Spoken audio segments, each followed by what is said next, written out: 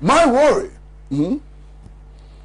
is simply that we are not taking advantage of a peculiar situation. And what is that peculiar situation? This disease broke out sometime in November or December 2019. You understand? It has happened in many countries. It was reported in many countries before us. So we have had the benefit of the Chinese experience. We've had the benefit of the South Korean experience. We've had the benefit of the UK's experience. We've had the benefit of Japan's experience. We've had the benefit of the Italian experience. We've had the benefit of the Russian experience. We've had the benefit of the Iranian experience. So we are not expected to repeat the same mistakes that others did. Indeed, we should be wiser than them because we have information which they did not have at the onset of the outbreak. Unfortunately, we are repeating the same mistakes that other countries made, which has brought them to disaster and some to the brink of disaster. That's my worry. Italy. When Italy decided to do a lockdown, Italy decided to do a partial lockdown.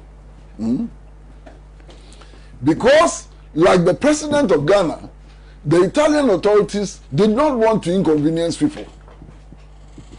They announced the lockdown ahead of time and so on. What happened? All these rich people who spend most of their time in airplanes, and those are the people who are getting the disease more than everybody else, then decided to travel to the countryside to escape the lockdown, travel to the countryside. In Italy, all these old people, retired old people and so on, they live in the countryside. So these people moved from the city centers, went to the countryside, to their weekend homes and so on, and infected the older population there. Look at the results in Italy. Is that not the same thing we have done here? Partial lockdown, give more than 48 hours notice of a lockdown, people rushing out of Accra to Tamale, to Takoradi, and so on. Is that not the same thing we have done here? Why didn't we learn from the Italian experience? What's wrong with us? And then look at the United States of America. Same arguments as we are making here. Now, as for some people, their businesses will collapse if you lock down. As for some people, they may not be able to buy food if you lock down and so on.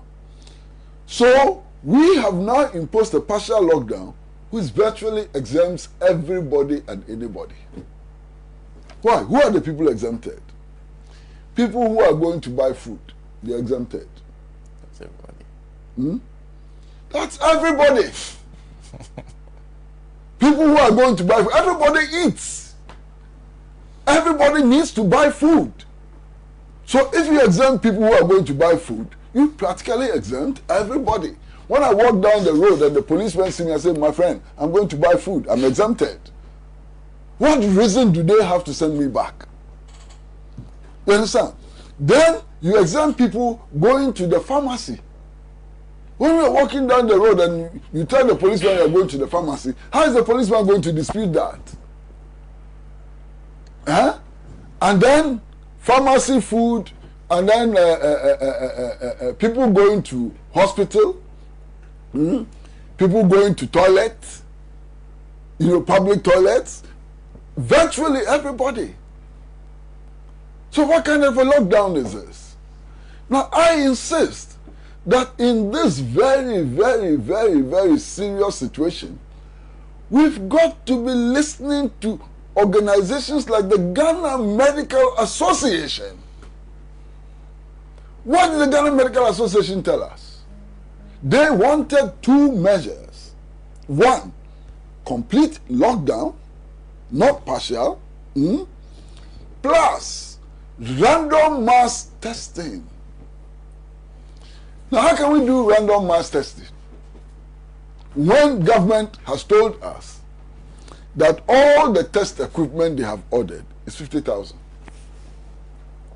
Last week, I was so very happy when I heard that Ayawasu West Municipality was going to do random mass testing. Of course, later it was denied. But when it was first announced, I was so happy. I said, we are beginning to do something. Then it struck me that the test kits we have ordered total is 50,000. Ayawasu West will go and consume all. No,